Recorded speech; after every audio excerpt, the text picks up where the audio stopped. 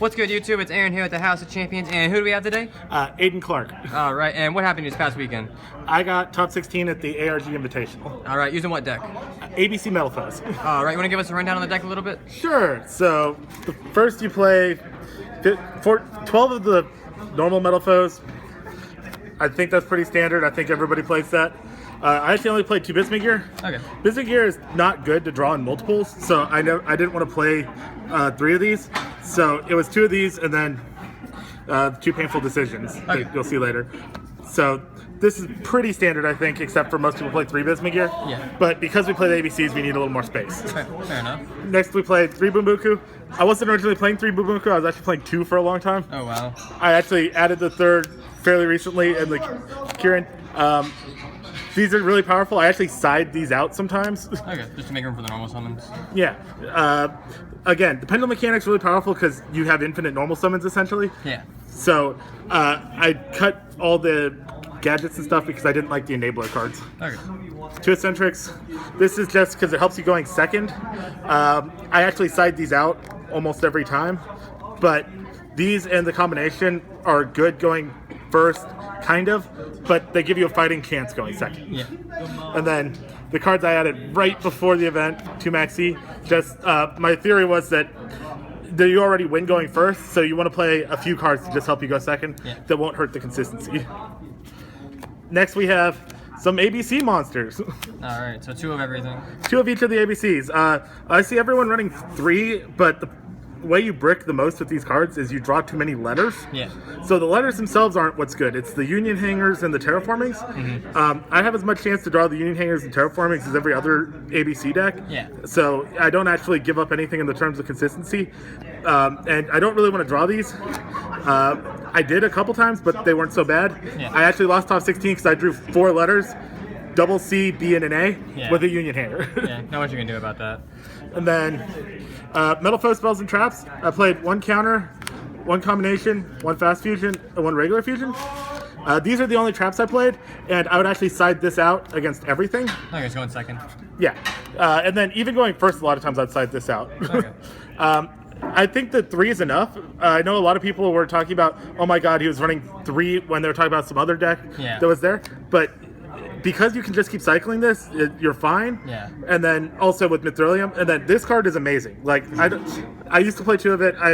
Went down to 1 because I think I hated drawing it, but it's really powerful. Yeah. 3 Desires. I played 3 Desires because I want to see it every game. Yeah. 2 Painful Decisions because I don't like to draw more than 1 painful decision. It can't be activated more than once per turn. And then to finish out the main deck, 3 Union Hanger, 3 Terraforming. Okay. Those are pretty standard. I don't think there's anything special about that. Just a couple quick comments. Any 2 Metalfoes plus a Union Hanger is an ABC Dragon in 2 different ways.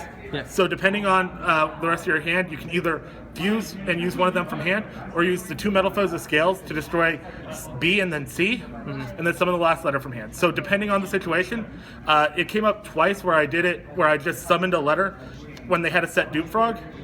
So they couldn't Ghost Reaper me because I Reapered them and I saw the ABC in their side deck. So I knew to play around the Reaper.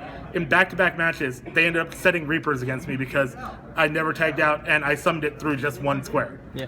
So those kind of useful things to know. Also, you play both ABCs and Metalfoes. You have to kind of get used to playing both. So it's really more Metalfoes than ABCs, but the ABCs are the most powerful cards. Yeah. So raise the ceiling, Metalfoes are consistency. Yep, exactly that. And it was how many cards in the main deck? 43. I'm a huge proponent of 40 with an upstart. Yeah. This is the first time I've gone over, but it happened. Happened, it worked out, did good. Yeah.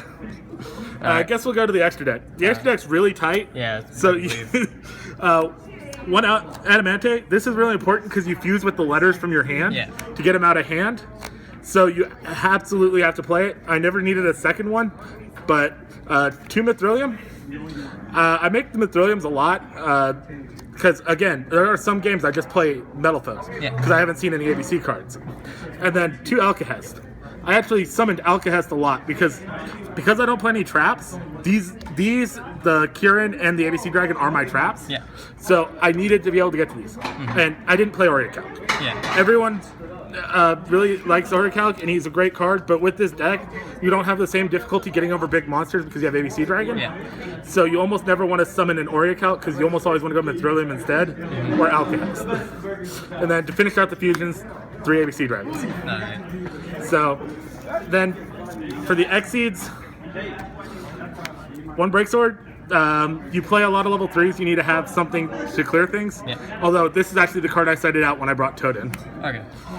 Then Diamond Dyer, Castell, Utopia package, Tsukiyomi, and Girgigan.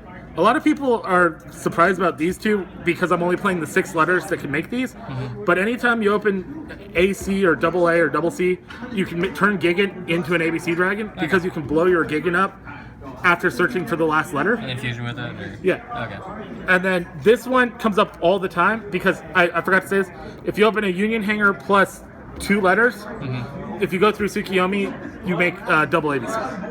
Oh, okay. So and I just like to draw cards. Draw cards is always good. Yeah. Side deck. 2 Sphere Mode, 1 Lava Golem. How'd those work out for you? I didn't draw them the whole weekend.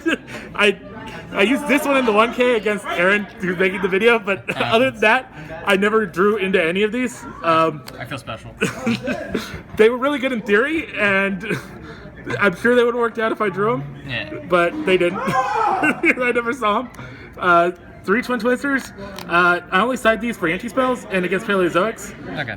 When I side against ABCs, I actually only bring in 2. I don't bring the 3rd one in. Gotcha. Because for the most part, if they open anti-spell plus ABC Dragon, you're going to lose anyway. Yeah. But they don't have great odds to open both. Exactly. And then Geki Dark Hole. These were for decks like Dark Lords and Mermails and Heroes. Okay. Like every card in my side deck is just to go second. Yeah, because your deck already has what it needs you going first. Yep. 3 System Down, just for ABCs. ABC Dragon's annoying. And then 3 Ghost Reaper.